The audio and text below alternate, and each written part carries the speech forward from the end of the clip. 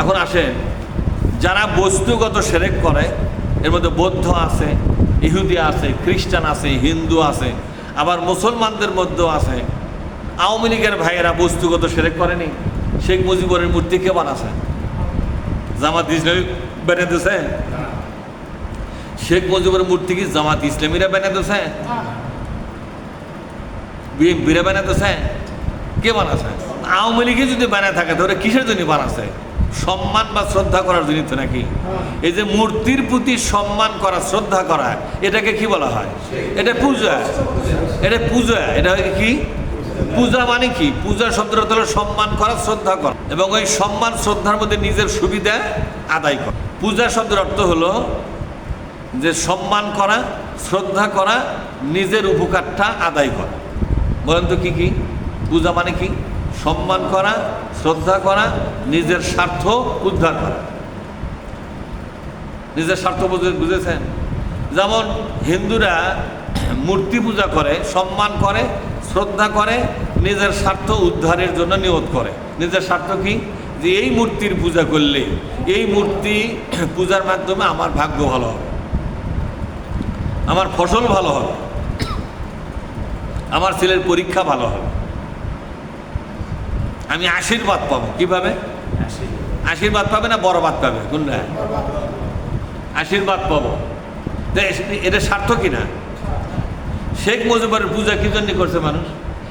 তাকে যে সম্মান করছে, এই মূর্তিটা শ্রদ্ধা করছে, সাথে নিজের স্বার্থ উদ্ধার করছে। স্বার্থটা কি? যে যত বেশি পূজা করছে, এই মূর্তির যে মালিক আছে না, শেখ পরিবার, এই শেখ পরিবার তার দিকে সুদৃষ্টি দিচ্ছে। এই যে আশীর্বাদ, এটার নাম হলো যে কাউকে একটু সুবিধা দেওয়া। কাউকে কি দেওয়া? তাহলে আমি মূর্তিকে সম্মান করলাম, শ্রদ্ধা করলাম, একটু সুবিধা পাওয়ার আশায়। এর নাম হলো পূজা। এর নাম কি? এর নাম হলো পূজা। এই পূজা হচ্ছে কিনা বাংলাদেশে? এবং যে যত শেখ মুজিবের মূর্তিকে সম্মান শ্রদ্ধা করছে, হ্যাঁ, শেখ হাসিনা এবং শেখ হাসিনার দলীয় লোকেরা ওই লোকটার প্রতি বেশি সুবিধা দিয়ে দিচ্ছে। যে মূর্তির কাছ থেকে বেশি সরে থাকছে তাকে সুবিধাই দেয়নি, যেহেতু আমার শেখ মুজিবকে ভালোবাসে না, শ্রদ্ধা করে না, এক আমরা কিচ্ছু দেবো না। এই কারণে সুবিধা পাওয়ার আশায় ব্যাপাকে যায় হুলস্থুল করে। তো এর নাম কি? এর নাম হলো পূজা।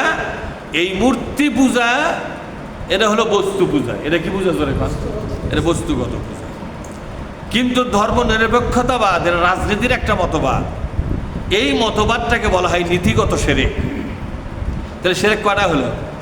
একটা হলো শেখ মুজিবের মূর্তি পূজা, একটা হলো ধর্ম নিরপেক্ষতাবাদের পূজা। কয় পূজা হলো এটা?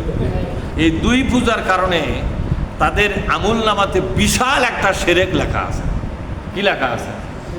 ঠিক তেমনি জাতীয়তাবাদ একটা শিরকি মতবাদ, পুঁজিবাদ একটা শিরকি মতবাদ, সমাজতন্ত্র একটা শিরকি মতবাদ, রাজতন্ত্র এটা একটা শিরকি মতবাদ।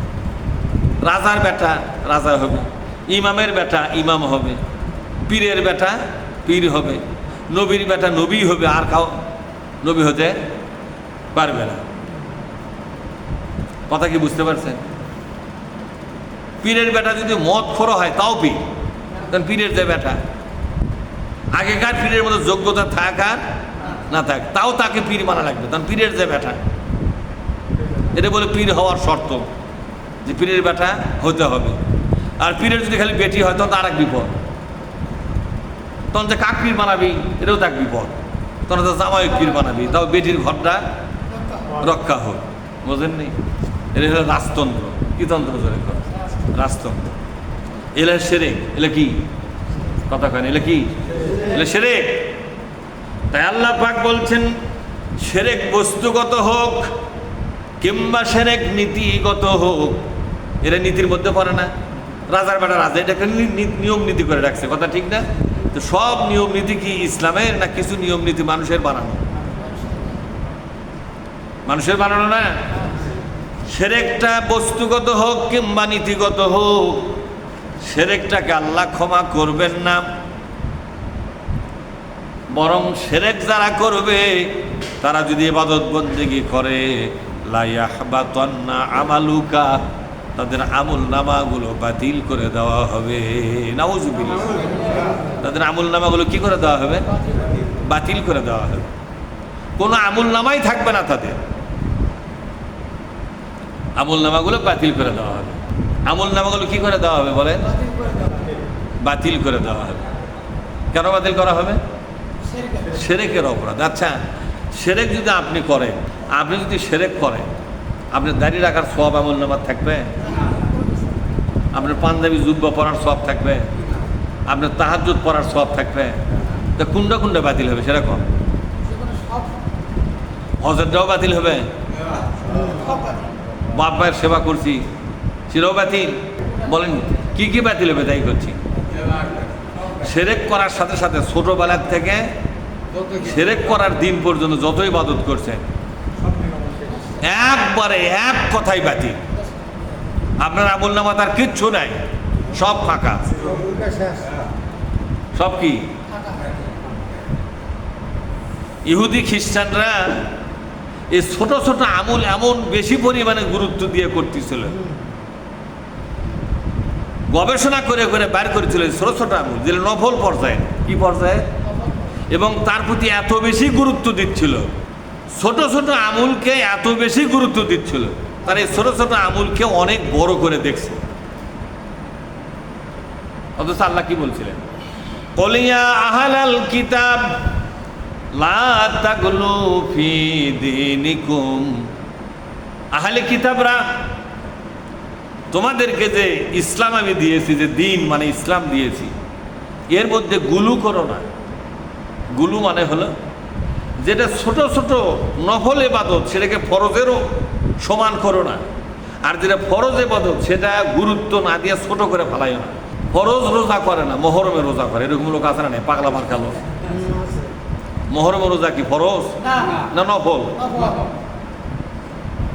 ফরজ নামাজ নাই, 5 ওয়াক্ত নামাজ ফরজ, ছেলের খবর নাই, কিন্তু শবে বরাতে রোজা ধরছে।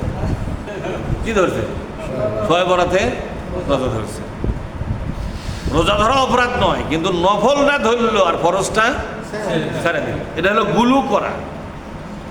গুলু মানে হলো যে খেয়ানত করা, যে জিনিস যে পরিমাণ গুরুত্ব পাওয়ার কথা তাকে সেই পরিমাণই গুরুত্ব দিতে হবে। আহলে কিতাবরা, ইহুদি খ্রিস্টানরা, তাদের আলেম ওলামাগুলো ছোট ছোট আমলকে পাহাড়ের মতো করে দেখালো।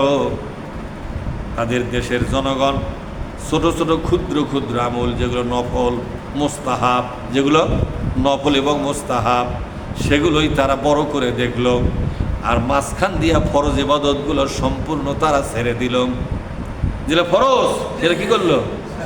ছেড়ে দিল। ফরজগুলো ছেড়ে দিয়া ওই ছোট ছোট ক্ষুদ্র ক্ষুদ্র নফল ইবাদত, নফল আমল, এই দিকে তারা মনোযোগী হয়ে গেল। তারা যে শিরকের সঙ্গে যুক্ত হয়ে গেল, এই ব্যাপারে খেয়ালই করলো না যে শিরকটা কত বড় অপরাধ। বড় বড় অপরাধ করতেছিল, আর ছোট ছোট নফল মুস্তাহাব আমল নিয়ে কি বাড়াবাড়ি।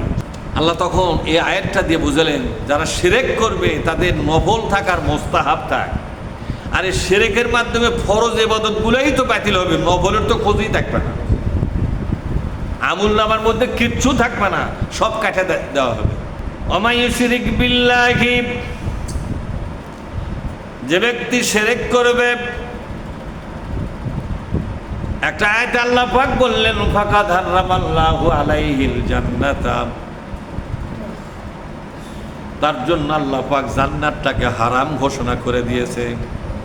কোনোদিন আল্লাহর জান্নাত তার জন্য খোলা হবে না, জান্নাতটা তাকে দেওয়াটা আল্লাহর জন্য হারাম হয়ে গেল। শিরকটা মারাত্মক অপরাধ। তাহলে আজকে বাংলাদেশে যত লোক মানুষের তৈরি করা রাজনীতি করতেছে, কোরআনের দলপাটি বাদ দিয়ে যারা মানুষের আইনের দলপাটি করতেছে, মানুষের আদর্শের পার্টি করতেছে। বিশ্বনবীর আদর্শের দল হচ্ছে কোরআন আর হাদিস, কথা ঠিক না? তো সেই কোরআন হাদিসের দল পার্টি করা বাদ দিয়ে এই দেশেরই কোনো একজন ভালো মানুষ হোক আর মন্দ মানুষ হোক, তারই দল পার্টি, তারই আদর্শ বাস্তবায়নের দল পার্টি করতেছে। এগুলো কি? যেরকম এগুলো কি, এই যুবক তুমি কও কি এটা? শিরক। এই শিরক থাকলে ওই লোকগুলোর ইবাদতের কি হবে? বলেন, ইবাদতের কি হবে?